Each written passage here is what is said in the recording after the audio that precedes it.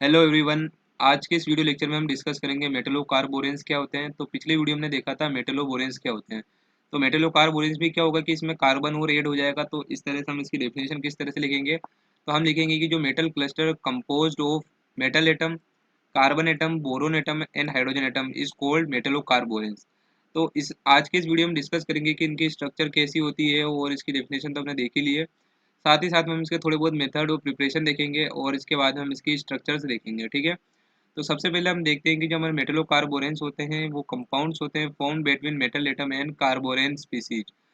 ठीक है। तो यहाँ पे एक वैज्ञानिक है जिनका नाम था हायोथोर्न। इन्होंने 1964 में first of all reported that the open pentagonal faces of C2B9H12 2 minus ion structurally related to the C5H5 ion which forms strong bond with transition metal.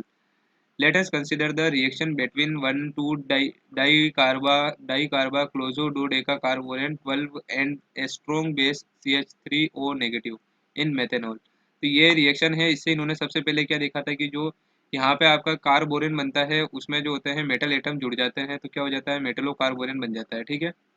तो कार्बोरेन भी मेटलो कार्बोरेन भी कैसे बनेंगे, जो हमारे पास में कार्बोरेन की जो एनायन स्पीसीज होगी उससे जब मेटल एटम रिएक्ट करेंगे तो हमारे पास में क्या बनेगा, मेटलो कार्बोरेन बनेगा। सबसे पहले इसके लिए जो सबसे पहले इन्होंने रिपोर्ट रिपोर्ट किसने किया था, तो हैव थॉर्न नाम के जो हमारे पास में थोड़े साइंटिस्ट उन्होंने इनको रिपोर्ट किया था। ठीक है। तो यहाँ पे जो हमारे पास में है 1,2-डाई कार्बा क्लोजो दो डेका कार्बोरेन है, उसकी रिएक्शन जो थी इसमें हुई थी CH3O नेगेटिव से इन मेथनॉल के अंदर। ठीक है। 2 मोल्स ऑफ यहाँ पे मेथनॉल थे। तो इसमें यहाँ पे जो प्रोडक्ट बना था वहाँ क्या बना था हमारे पास में कार्बोरेन एनायन C2B9H12 माइनस। तो ये जो C2B9H12 जो माइनस था उससे रिएक्ट करती है कोई भी जो हमारे पास में होगी मेटल एटम और बन जाएगा हमारे पास में मेटलो कार्बोरेन। यहाँ पे हाइड्रोजन गैस निकलती है और साथ में ही ये फॉर्म होता है। ठीक है। The anion C2B9H12 react with strong acid HCl and strong base NaH to form conjugate acid and conjugate base respectively. तो इसकी रिएक्शन जब आप कराओगे HCl के साथ तो ये क्या बनाएगा, कॉन्जुगेट हमारे पास में बना लेगा। क्या बनेगा, इससे हमारे पास में बनेगा कॉन्जुगेट एसिड बनेगा एंड कॉन्जुगेट बेस बनेगा। तो इसकी तरह से ये क्या बन जाएगा C2B9H13 और यहाँ पे जो होगा Cl नेगेटिव जो हो जाएगा बाहर निकल जाएगा। ठीक है। तो यहाँ से जो H है इसके अंदर आ गया है। तो ये जो HCl एसिड था तो ये क्या बन जाएगा, इसने H प्लस इसको दे दिया। ठीक है। तो ये बेस था तो ये क्या बन गया, कॉन्जुगेट एसिड बन गया। और इस तरह से जब इसकी रिएक्शन होगी C2B9H12 माइनस की NaH के साथ, ठीक है, तो ये क्या करेगा अपना या क्या करेगा कि जहाँ से एक और हाइड्रोजन जो हो जाएगा बाहर निकाल देगा और H2 जो हो जाएगी यहाँ से रिलीज हो जाएगी और इसमें 2 माइनस जो होगा चार्ज आ जाएगा। ठीक है। तो ये क्या बन जाएगा हमारे पास में, conjugate base. The structure of C2B9H11 2 minus anion में बी शोन एज फॉलोज। तो इसकी जो स्ट्रक्चर है हमारे पास में कुछ इस तरह से होगी। तो इसमें आप देखोगे कि जो एक वर्टेक्स है वो पूरा खाली है तो यहाँ पे इजीली कोई भी मेटल एटम आ सकता है। ठीक है। तो यहाँ पे एक प्लेन में ये जितने भी जो हमारे कार्बोरेन है उसके अंदर कार्बन और जो बोरोन एटम है वो होंगे, और दूसरे प्लेन में जो हमारे पास में जितने बोरोन एटम वो होंगे और एक वर्टेक्स जो होगा बोरोन का होगा, और एक वर्टेक्स जो हमारे पास में एम्प्टी रह जाएगा जहाँ पे कोई भी मेटल आके जुड़ सकता है। In this structure, three boron atom and two carbon atom are on the open faces of the cage. Direct sp3 hybrid orbital toward the apical position, occupied formerly by the B12 atom of the icosahedron. These orbital contain 6 electrons which resemble with the cyclopentadiene alliance.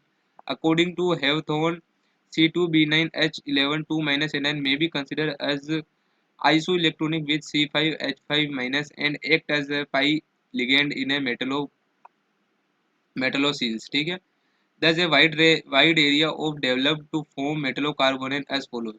तो ये जो होता है क्या होता है, iso electronic होता है किसके साथ, C5H5 माइनस साइक्लोपेंटाडाइनाइल एनायंस के। तो ये क्या करता है कि एक तरह से ये भी एक्ट करता है पाई लिगेंड की तरह, और क्या बनाता है वाइड रेंज ऑफ हमारे पास में मेटलो कार्बोरेंस को फॉर्म करता है।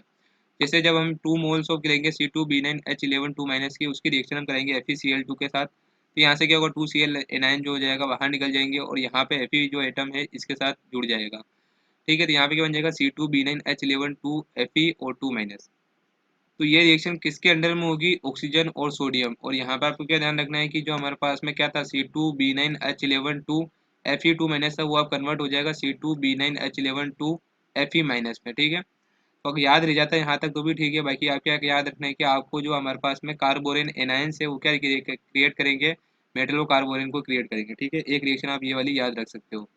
इसके बाद में similar compound of CO3 and Cr3 also have been isolated. तो इस तरह से जो है आप ये रिएक्शन को पढ़ लेना। यहाँ पे से आपको जो भी रिएक्शन याद हो जाए इजीली, वो आप इजीली लिख सकते हो किसके अंदर, फॉर्मेशन ऑफ हमारे पास में जो मेटल और कार्बोरेन है उसके अंदर। तो इसमें भी क्या है कि हमारे पास में C2B9H11 2 माइनस एनायन है, वो रिएक्ट करेगा CrCl3 के साथ, ठीक है। सोडियम की प्रेजेंस में तो यहाँ पे क्या बन जाएगा C2B9H11 2, और यहाँ पे हमारे पास में क्रोमियम जो हो जाएगी मेटल यहाँ पे आ जाएगी, इनसे साथ जुड़ जाएगी, ठीक है। तो इस तरह से जो है सभी इसे रिएक्ट कर करके क्या बनाएंगे, मेटलो कार्बोनेट को क्रिएट करेंगे। तो आप यहाँ पे एक दो रिएक्शन याद कर लेना, वो सफिशिएंट है। अब हम इनके स्ट्रक्चर देखते हैं। तो structure of these metallo carboranes sandwich compound में बी शोन एज फॉलोज, ठीक है। तो इनकी स्ट्रक्चर कुछ किस प्रकार से होगी, यहाँ पे आप देख रहे हो कि हर जगह हमने क्या लिया है, C2B9H11 का 2 लिया है, ठीक है। तो यहाँ पे क्या होगा, एक जो होगी लेयर इसके ऊपर होगी, एक नीचे होगी, और बीच में क्या होगा, मेटल होगा, ठीक है। तो इस तरह से एक इसको हम क्या कह रहे हैं, सैंडविच कंपाउंड कह रहे हैं। इनकी स्ट्रक्चर कुछ इस तरह से आपको दिखाई देगी। यहाँ पे क्या है, ये C2B9H11, ठीक है। यहाँ पे भी क्या है, C2B9H11, और बीच में जो हमारे पास में क्या है, मेटल एटम है, और यहाँ पे इस पे जो है कोई चार्ज जितना भी होगा वो आ जाएगा, ठीक है। तो ये चार्ज किस पे डिपेंड करेगा, जो कौन सी मेटल यहाँ पे आ रही है।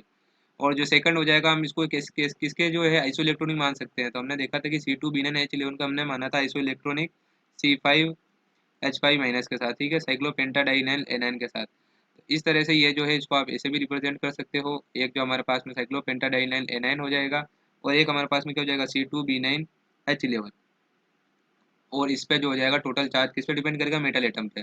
या फिर ये कंपाउंड डायरेक्ट ऐसे भी हो सकती है कि जो हमारे पास में मेटल जो एटम है वो डायरेक्ट किसी जो दूसरे लिगेंड उससे जुड़ा हुआ हो, जैसे CO जो हमारे पास में क्या है, कार्बोनिल ग्रुप से जुड़ा हुआ हो। और दूसरा जो इसका फेस होगा वो मेटल का किससे जुड़ा हुआ होगा, जो हमारे पास में कार्बोरेन है उससे। तो उसको भी हम क्या कहेंगे, मेटलो कार्बोरेन, ठीक है, क्योंकि ये कार्बोरेन से जुड़ा हुआ है मेटल एटम।